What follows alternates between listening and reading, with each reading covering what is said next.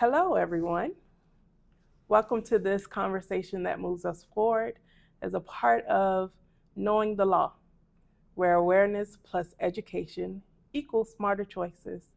I'm Lucretia Folks here from the museum, and I am so excited that I'm sitting here with Carolyn Taylor Pates as we learn of her history in the city of Miami and other departments around Miami as a call taker and a dispatcher. And we'll get into some of those particulars on career, how was your path, and learn more about you and your legacy here in South Florida. Wow.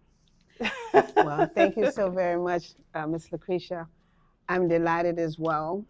And it's awesome to have the opportunity to share the journey and how it all started for me in 1966. And with the way things are today, dispatching is critical. Mm-hmm. And usually when I meet officers, I ask, how is your dispatcher? Mm-hmm. In fact, I do a lot of Q&A with many police officers, that I come in contact with. Okay. So I guess to start off, give us a little background of yourself. Where did you grow up? And how did that shape you into the woman who became a first at something? Wow. I was born and raised in Homestead, Florida. Basically, my family is Bahamian descent. I did have no idea what a communications operator was. And I traveled from Homestead to the city of Miami, which our office communications location was at 65 Southwest 1st Street. Oh, wow. And that's where the initial dispatching was done, plus 4 or 5 other criterias of communications operator. In fact, I was working as a secretary in Coconut Grove there in front of Vizcaya. And 3 of my friends, we were working there through the Neighborhood Youth Corps program. Mm-hmm. And one day we were riding, going out to lunch, mm-hmm. and we passed by and we saw the sign that said communications operator, $364 a month. And I said, wow, we're going to have to skip lunch one day and go and see what this is all about. Yes. So moving forward, we did that.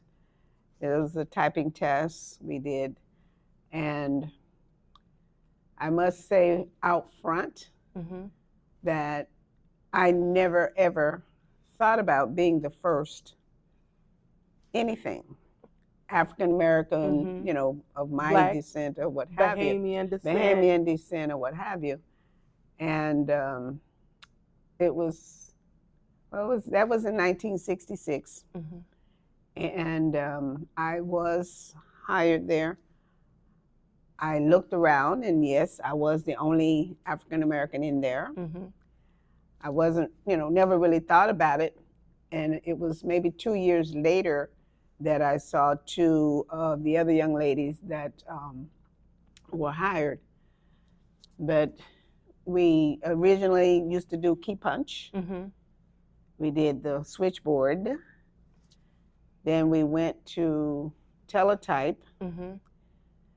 We did dispatching. Okay. So it was overwhelmingly wonderful for me to hear, maybe 10 years ago, mm-hmm.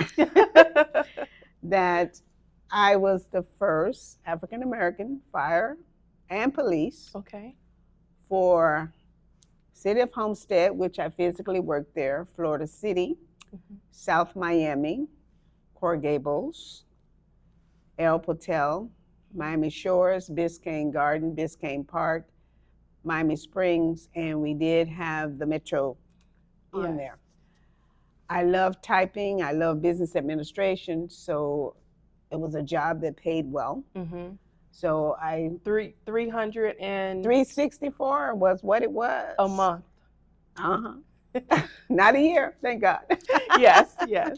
So it was very interesting, and then plus it was very enlightening to meet and be around others that shared the same love for the radio. When you, real quick, when you say IBM key puncher, what does that mean? Okay, actually back then, I guess the tags for our vehicles, City of Miami Communications through Ben Denby, that was one of the first things that we had to do because tag agencies, I guess, maybe weren't that affluent at the time. Okay. So we did the key punch IBM for the tags, our registration tags today. Okay. And then you went from IBM to the next step. The next step was the switchboard. So the switchboard, City of Miami switchboard, was also housed in that same room. And then we did the teletype where there were 3 shifts, and we would run tags for people.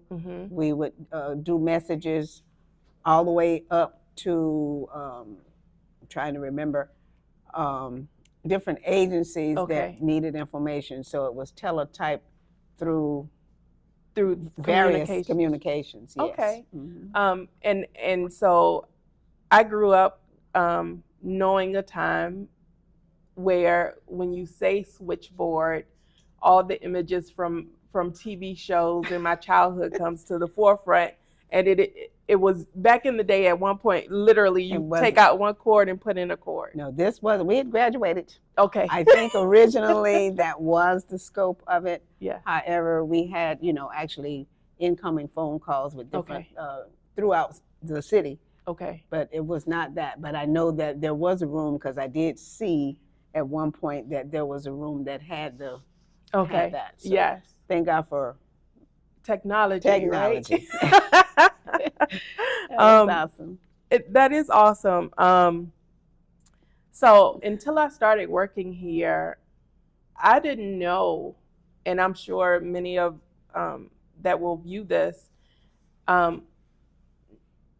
were not aware that the person I may call into is not the person who is dispatching services. Right. I grew up rural in small town, so you did both jobs back in my small town. Okay. So when I heard that there was a true distinction between the occupations, I was surprised. What can you tell me about the difference between being a call taker and then being a dispatcher? Okay, actually that was in a different location. Well, for City of Miami, the call would come in through the radio. Okay. At communications. At 1145 12th Street, where you had maybe like 25 something people, call takers in there, they would answer the call. Okay. They would fill out an IBM call, which was routed around to the complaint sergeant to give to the dispatcher, and we had a trolley belt that went around, and we had 3 different locations: Liberty City, Overtown, and Southwest. And the call that came to you, that would be the call that you would dispatch out. Okay.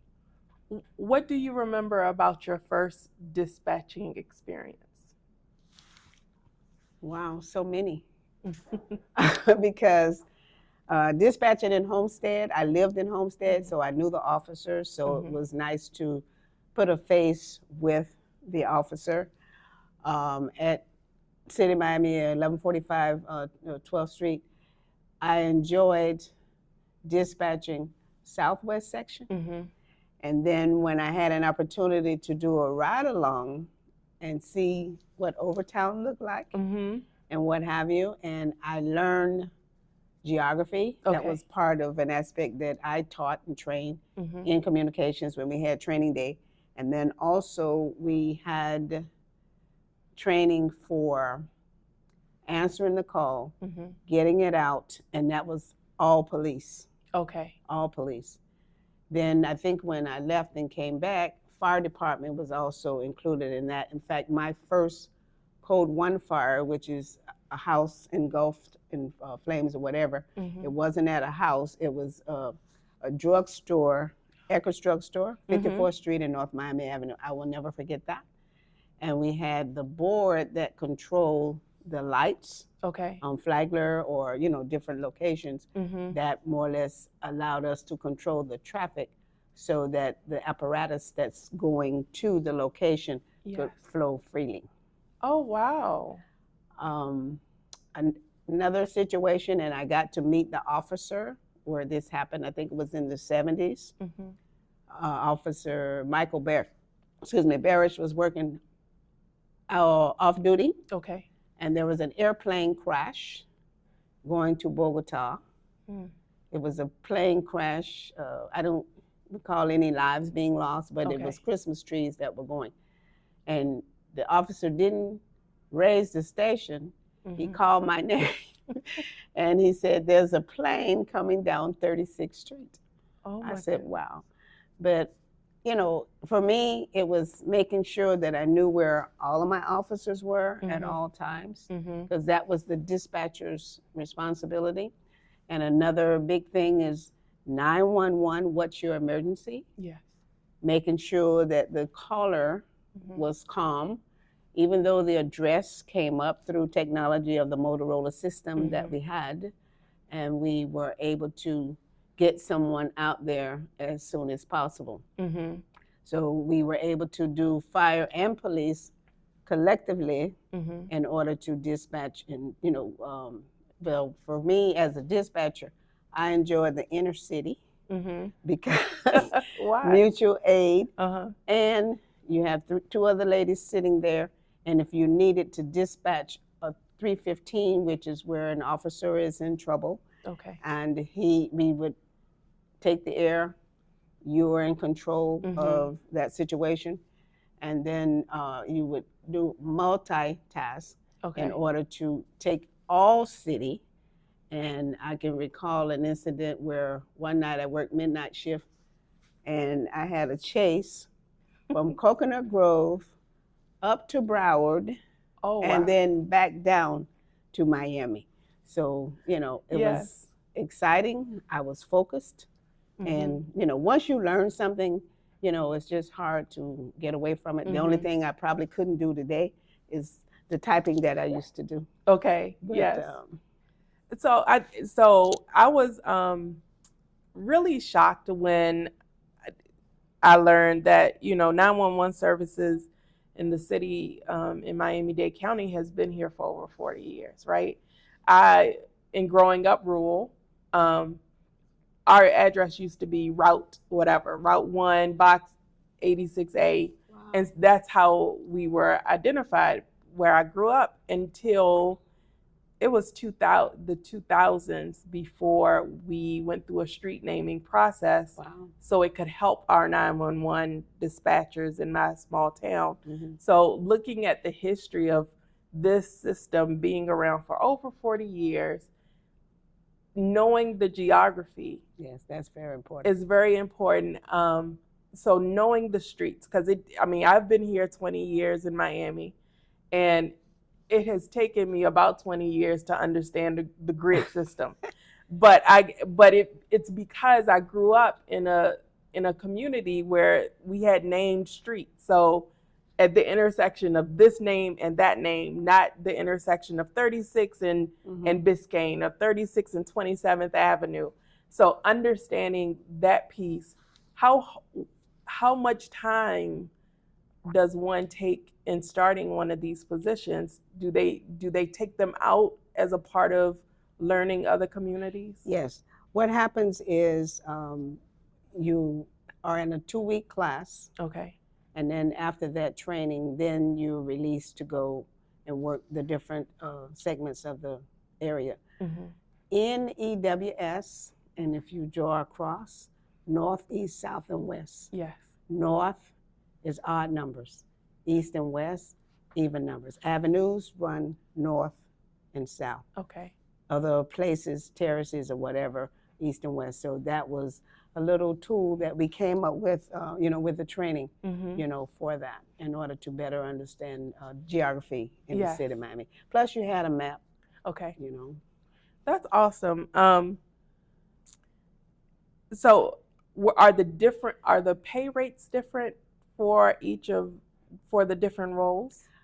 I would say yes. Okay. I never really thought about that. Number one, I know that by the time I left, I was making maybe $16-20 an hour Mm-hmm. or something like that as a dispatcher. There also it was a shift differential, Okay. and there is another position that we had for record taking in the back Okay. for all of the reports. So I at one point got to be the supervisor of records Okay.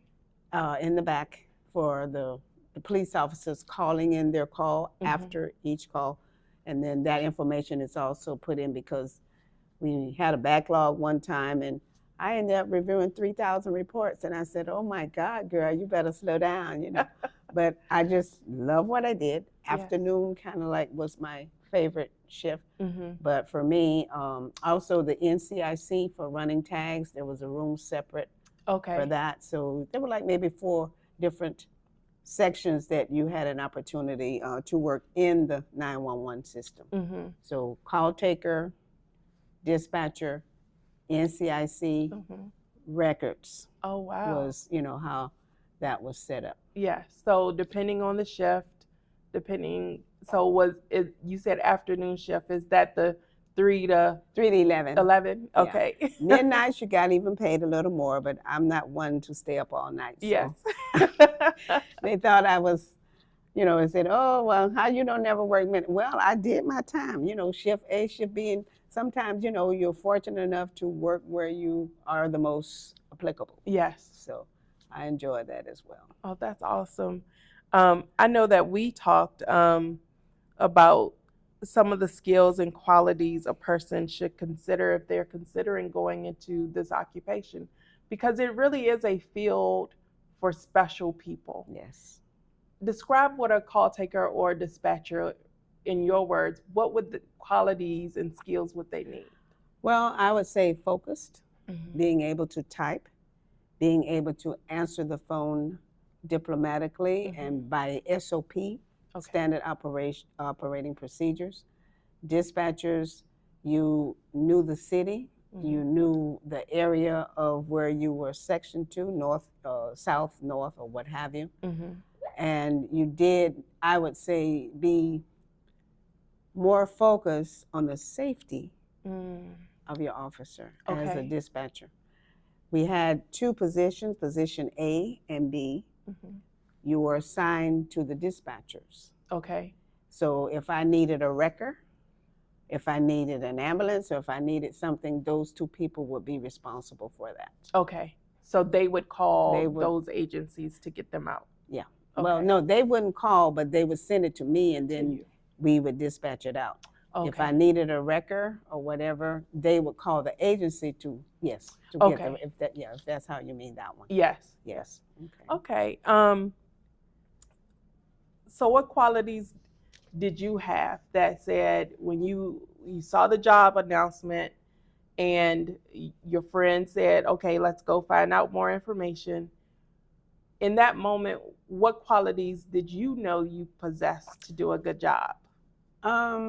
As a secretary, and in high school, I used to type 75, 80 words a minute, sometimes 85, depending on the day. And passing that typing test, and then you would take a civil service examination, which was administrative. Okay. So you made over 70 in order to do that test. Then you're interviewed by the supervisors, and that's basically how you're selected. Okay. So patience, clear communication. And as a person who I have called 911 and experienced having gone through that a couple times, what would you say to the person on the other end of the phone? How should we call in, or when we have to call 911? Usually it is in the worst moment of our lives that we are calling 911.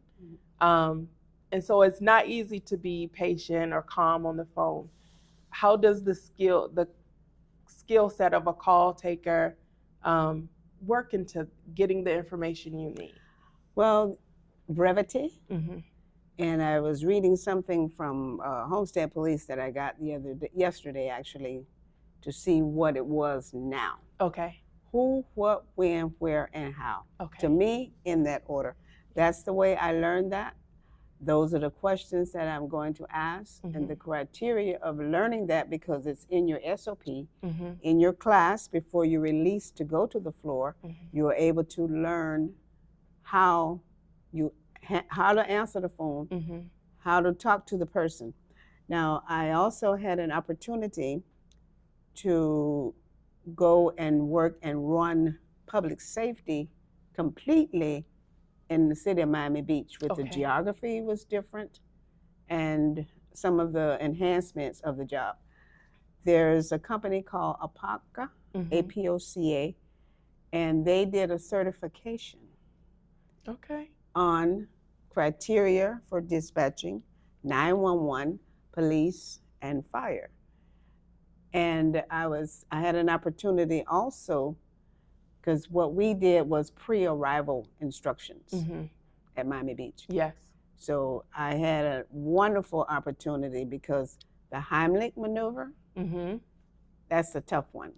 And I was able to give a commendation as the supervisor to one of the call takers that was able to keep the person calm on the phone and talk them through if they're willing to do it. Yes.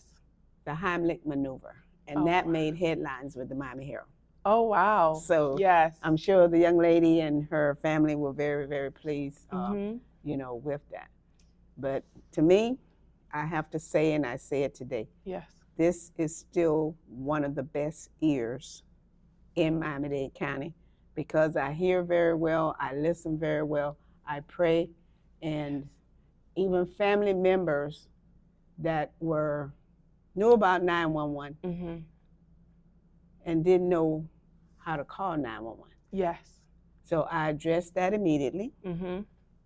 Actually, in my church, some little children from all over the world didn't know 911, so they didn't wait for Black History to come for me to come talk. They say, go talk to that lady right there. Yes, So, I love that. I just love teaching, and I'm basically always in a teaching mode of what I know. I love that, because in this moment, I'm going to ask you to teach someone how to call 911. Well, I don't have that phone that has the dial on it. But I would say, if you have an emergency in your home, you try to be as calm as you can to call in. Yes. Because I'm sure the person on the other end that's going to answer would truly be in posture to get someone out there in the 5 minutes that rescue is supposed to get there. Yes. 911, how may I help you? They're going to give you the address. The address is going to come up on your instrument.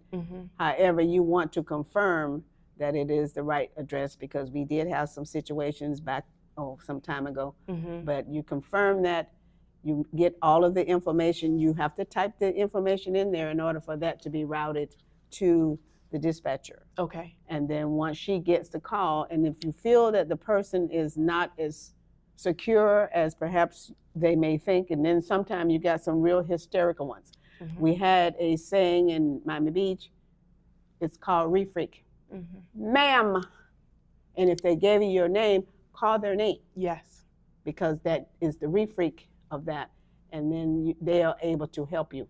If they're willing to assist you, we tell you how to lay you down, whether to lay you down, in order to do the pre-arrival instructions. But most times, it's best, in my opinion, to just allow a calm call, dispatch the call, and then when you release the line, you're safe, with help is on the way. Yes. And I think that's all they really want to hear. True. So releasing the line, meaning we are going to disconnect the call. In your history of taking calls, how do you remain calm in your body? I know you mentioned prayer, and I can only imagine being on a call and simultaneously praying for the situation going on, but also to remain calm myself. Well, I'm basically a calm person. Mm-hmm. And if I'm assigned to be a call taker, which with my skills, I didn't stay a call taker that long. Mm-hmm. And I am always, calm. I want to answer the call. Mm-hmm. I want to get, because sometimes you have 20 and 30 calls coming in, and then, they're not just, they're being distributed, because I think we did end up getting what we call was a call distributor. Okay. Eventually, Yes. For the phones. Mm-hmm. But I'm basically a calm person. Yeah. So when I finish that call, I want to move on to the next one. Mm-hmm. Is that an easy transition? I know, other people like me, I'm a TV buff. I watch 911, and that centers around that center, the call taking center, and the dispatchers that are there. So that's what the world gets to see. That's how we digest all of these roles. Mm-hmm. And at the same time, as much as I want to be calm to call in, I know that's not always easy, depending on what has happened. Right. How do you stay calm and focused on those calls? It's just something within you, Mm-hmm. because if you focus on why you're there, Mm-hmm. how are you going to help the next person that's going to call? Mm-hmm. Because sometimes as soon as you release the line, another call is coming in. And we do have sergeants on the bridge that, they can tell who's not answering calls, and what have you. So for me, I just enjoyed that, but I enjoyed dispatching better. Yes.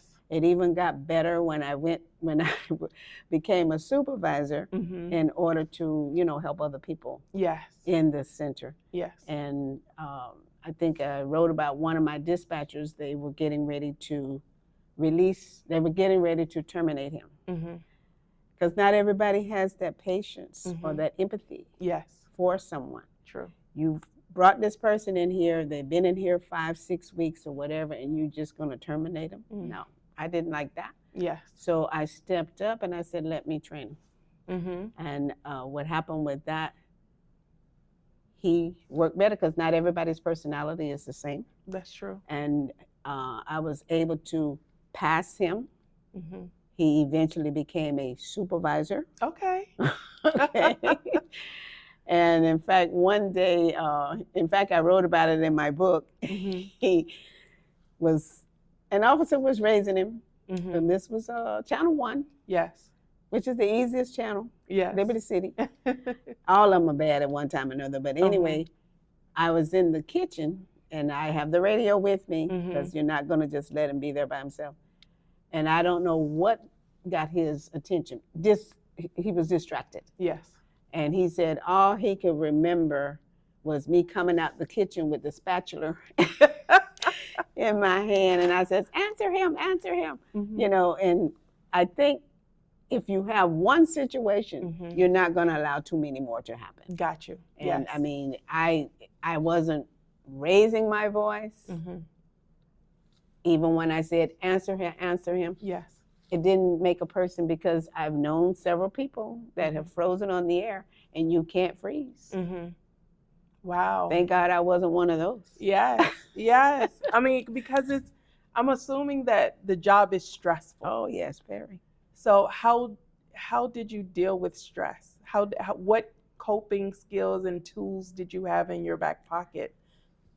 I don't really have an answer for that. Okay. Because by nature, yes. I'm a calm person. I know when I go in there what I'm going to do. In fact, one night, and this was another one, I was getting ready to unplug to go home, and our sergeant had just left the station. He got up to State Road 112, and a Volkswagen was going northbound in the wrong lane. Yeah. And bodies were everywhere. Oh my goodness. So needless to say, I had to stay there, or I stayed there in order to finish that, was because I had intercepted the call. So I love action. Yes. I love helping people. Yes. And I was able to get fire dispatch Mm-hmm. out there immediately. Mm-hmm. The sergeant was still on the scene or whatever. And it, even though there were bodies, people went to the hospital, Yeah. and all kind of stuff like that. But Mm-hmm. that comes with whatever the accident or the incident is. Okay. Okay.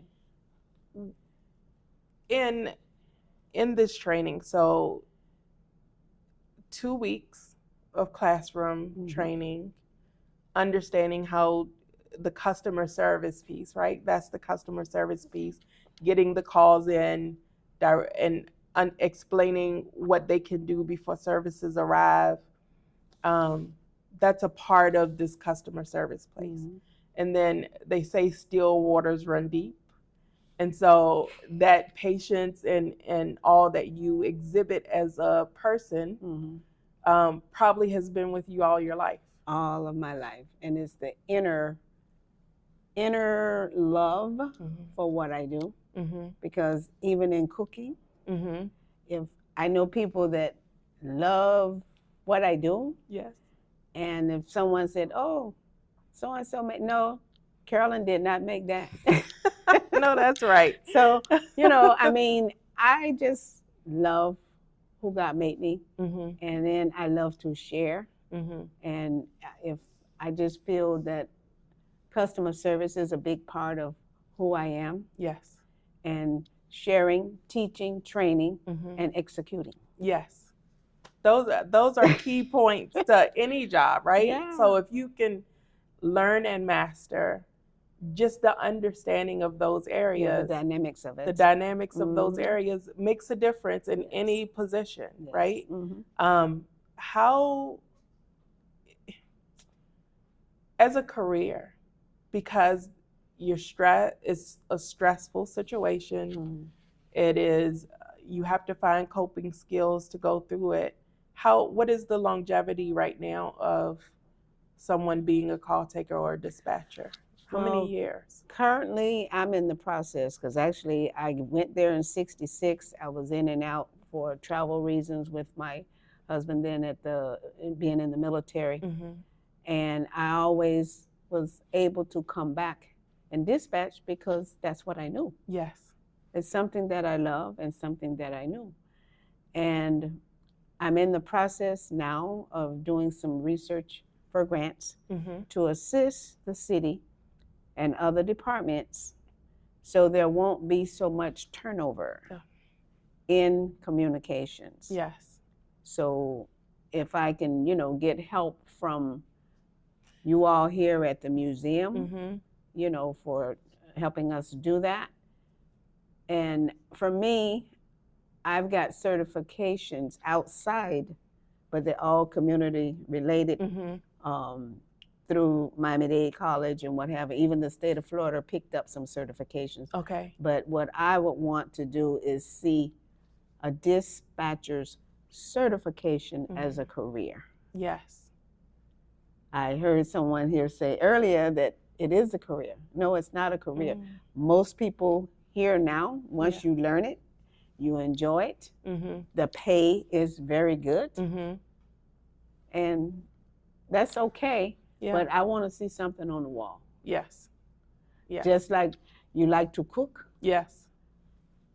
My granddaughter graduated from Johnson & Wells. She has that certification. She also graduated from Hollywood School of Beauty. I want her to own her own business. Yes. So it's the legacy, and I would say too, my grandson, EMT firefighter, both, are doing Carolyn's family legacy. Yes. So I want that to go much further. Yes, ma'am. Education-wise, reach one, teach one. Yes. Yes. And I just feel that I can't do it all by myself. And for my nonprofit organization, that will put me where I think that I really want to be. Yes. As far as community service. And through my nonprofit, we've served over 1.2 million people. What is the name of your nonprofit? Carolyn Taylor Pates Enterprises, Inc. of South Dade. Okay. I got to put it out there. We want to know, we want people to go look up the nonprofit and learn to help and support this work, because if if a program is created and certifications are created to help our call takers be better. Right, right. Better at the job and communicating with people, but also as a person who does meditation and teaches meditation, understanding how to take care of self. Exactly. Because I can only imagine a call, I mean, the stress on this end, but as a dispatcher, you are also carrying the safety of the officers. Exactly. How many officers would be assigned to a dispatcher usually? Well, it all depends on the zones, because it's usually 30, 40. And then you've got the detectives out there all night. You got special task force, and other officers and what have you. But 30, 40? Okay, easily. At most, easily, very easily. Yeah. And to make sure they are safe, what does that look like? How, I mean, where they are all the time? Is there a tracking system so you can see their cars in motion? What does that look like? No cars in motion. So no TV stuff. No TV stuff. But all of the officers, when you check in, you're on my screen. Okay. You're either in or out of service. And it's my responsibility if you're on a call. And if you're on the call too long, there may be a designator there, for that as well. Okay. And then depending on, the type of call, that the officer is dispatched to, there's always going to be another officer who, his buddy or whatever, is going to be listening to that. But I was happy and blessed to be part of giving some little insight on, because we did have an officer at one point, long time ago, one of our officers. We didn't hear from him all night. And unfortunately, carbon monoxide, took over that. Took over that situation. Yes. So therefore, if we don't hear from you, there's a buzzer and you raise him to make sure, that he's okay. In the situation you mentioned, I believe that was before the numbers of the cars were put on the roof of the car. Oh, okay. So they can be more identified now. I hear from the, if you do a flyover of the street, because I fortunately get to hear some of the stories of what has happened across the years here in the city. It's important to know where the police are and where they're going to. Exactly. Because situations can flip in a second. In fact, my cousin, Gerald Ferguson, was one of the first officers to get killed on the line of duty. In fact, there was a write-up about that last week, and I was, commenting on it. But it's so changed. Yeah. And I'm so happy for the technology, because to have someone subdue you and take your weapon. Yes. So that really was not, not a good situation. But modernization is going to get better and better and better. And then the thing of it is, if we communicate exactly what we're here for and do what we're here for, I send you on a call. I don't want you milking the call. I want you to get off the call so somebody, so you can get another call or whatever. But it's good, to have the back and forth with the officer and the dispatcher. And I always ask, how is your dispatcher? And I'm meeting people all the time, not just our city of Miami people. I'm really rarely up here. But everywhere I go, I thank them for what they do. Yes. And then, I get opportunities to meet the families. And I say, my job is to make sure your daddy or your husband comes back home at night. Yes. And that's a large part of our surviving the stop conversations, because we want people to leave situations alive and healthy and well, and in the place that they are in. We want officers who report to these scenes to be able to go back home, be with their families as well. Over the years, in policing, because you've seen iterations of policing in different locations and how that affects community. Mm-hmm. As an advocate of this building, it was really the roots of community policing. Right. Yes. How do you think we can be more in tune to each other, whether it's a understanding when I call into 911, there's a process for it. Mm-hmm. And then you have your processes to get the help that the person needs there, whether it's fire and rescue, whether it's police, that decision is made in that piece. How do we as citizens and officers of the police, as well as call takers and all, how do we work better to communicate with each other? Communicating more. Mm-hmm. And to not have the community afraid to tell the police. Yes. Because I would hate to live in one city way, way south, mm-hmm. the #1 crime city in the nation. Mm-hmm. That's because nobody's talking. Yeah. And we have to talk. Yes. We have to let people know that it's okay to save mm-hmm. someone else's life. Yes. Because, I mean, how would you feel? How would you really happen? Well, I know a lot of things happen accidentally, mm-hmm. and there's been a lot of accidental shootings. In fact, I have a relationship with Be Strong International, mm-hmm.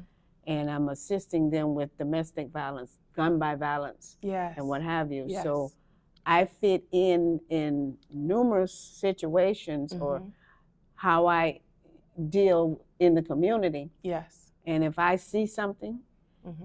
in fact, I'm going to tell it. Yes. And if I need help from the Black Police Precinct and Museum, mm-hmm. I don't have a problem calling here. Mm-hmm. I don't have a problem, coming in and wanting to share some things so that we can do more community policing. Maybe yes. that works a lot more. So whatever works, we don't need to try to reinvent the wheel on mm-hmm. that. So true. So true. As a call taker, when I go home, when I was a call taker and I went home and I saw something, thank God for the cell phone, because you can call and yes. say, whatever. But people are just afraid to talk or get involved. And I don't want to even mention the road rage out here. Oh, but it is just bad. Be careful, yes. With how you approach mm-hmm. people, or if you see something, say something. Yes. And I think it's also important that people know that most organizations have a non-emergency number. Mm-hmm. I call the non-emergency number when a street light is not working, the traffic lights are not working. Mm-hmm. I used to live off of Biscayne, and power goes out freakishly sometimes, and I'm driving down Biscayne and 36th Street. That is a major intersection. Wow, yeah. And I'm like, oh, but we don't have cops out. We don't have cops out here directing Where's traffic. the cop when you need one? When right? you need one, but I call the non-emergency number. Mm-hmm.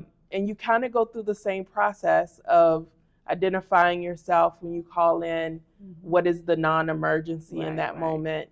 And those people are also, those call takers are vital, because it's a hazard for the community in that moment. Exactly. But it's not like a shooting. Exactly. So knowing and keeping those non-emergency numbers saved in our phones is important. I probably had Miami Shores in my phone at one time, mm-hmm. City of Miami and the county. Right. Just because I have always been an advocate of calling in. Okay. Because people should call in. If yes. you see something that's off or not right, or it just doesn't feel right in your body, right, make the phone call. Exactly. How would you encourage someone and why would you encourage someone to call 911 or make the phone call? Well, I'm always, I guess you would say, preaching, because I'm in earshot of things, and if I say something, excuse me, Mm-hmm. you know, I mean, diplomacy will take you a lot further than just getting in somebody's face. Yes. So being very diplomatic, you know, when you approach someone, and, you know, it's just so amazing how when I got your phone call and I was just talking to someone about 911, I said, you know what? I forgot all about 911 myself. And I'm saying to myself, no, this needs to be refreshed Yes. all over again, Yes. just as if it was some 40 years ago. Mm-hmm. It needs to be refreshed Yes. because we have millions of people that are here now. Yes. Millions. And they think they own Miami-Dade County already. Yes. So I would say, you know, let's just try to communicate more and communicate in a way that it wouldn't infringe on someone else that may not be as thoughtful as you and I. Yes. Any parting thoughts for this audience on why they should consider this area of life? Because just like you, I've always been told I remain calm in situations. Yeah. I've always been, but that is innately who I am as a person. When people get excited around me, I don't necessarily get excited in that moment. I'm gonna wait and see what's happening. Yes, yes. And so understanding those traits, but also anything you haven't touched on that you want to touch on, so people can truly understand why call takers and dispatchers and anyone working in communications, records are important all the time. We still try to get kids, I worked at a school, we try to get the kids to understand typing, understanding communication. And I know education-wise at one point, the state of Florida had taken out spelling being was not a priority. As long as the child sounded out the word and you could figure out what word they were trying to put on the paper, that was the standard for a while here. But in your situation, they got to know how to type and spell, right? Exactly. And thank goodness for me going to the spelling bee. I was in fact, I was in 5th grade and I was up against someone in 6th grade and I missed the word cereal. I'm thinking cereal eat, forgetting about the serial killer. Yes. But we can read the newspaper, we can sound out stuff. And my advice basically would be is you can read your Bible. Yeah. You can do community news. Anything that's going to assist you with trying to share something with someone else. Not everybody is a teacher, not everybody is an educator. And a call taker and a 911 dispatcher, I won't tell you to go for the money. It's good money, but it's a good occupation to have. Yes. And it's transferable. Yeah. You named several agencies for yourself. Exactly. But even if I moved to another state, I could still potentially get a job. That's right. Because you have acquired the skills. Now, is there a national training? I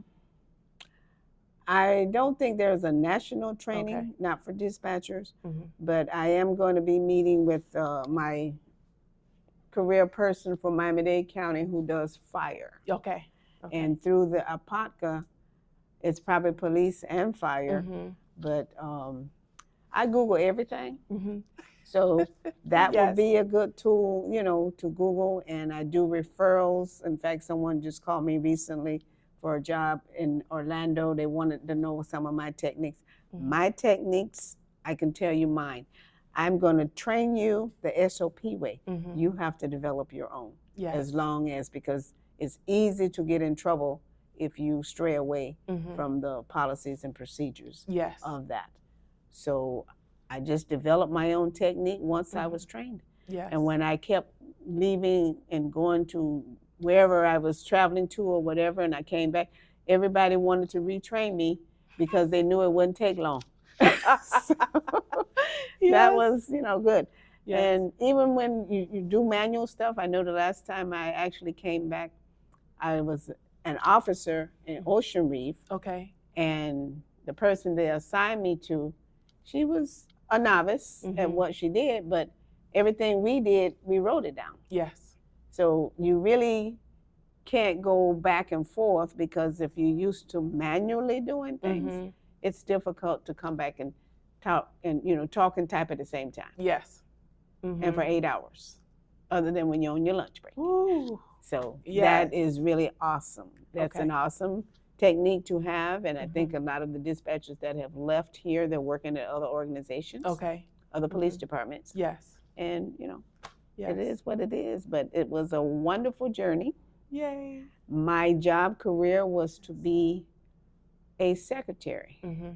I did become a secretary once in my life, but I've spent most of my time in communications. Yes, but those, and it's a applaud to the skills that you learn to become a secretary. Yeah. Right. Yeah. A secretary, for many companies, runs the place. Runs the whole place. Run the whole place. You are the brains and ears for everything that happens. Exactly. And understanding that going into this job is very important. Those customer service skills, having empathy, having sympathy at times. And being multicultural too, because we have that diversity. Yes. Because I know, in fact, I was speaking to my son earlier, when the Haitian community came, I knew Creole, well, not Creole, I did Spanish and French. French, yes. So that helped me to help that community. Yes. Okay. Yes. So, that's amazing. Yeah. Being and it's important, being bilingual. Yeah. Or trilingual. Yeah. Because actually, when I came back from Germany and I said, oh my God, all these people here, then I was at Xerox for a minute.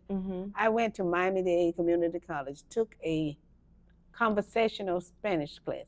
What they taught you was not what they were speaking. Yes. So you got to know what dialect to get. Yes, that's so true. It is so true.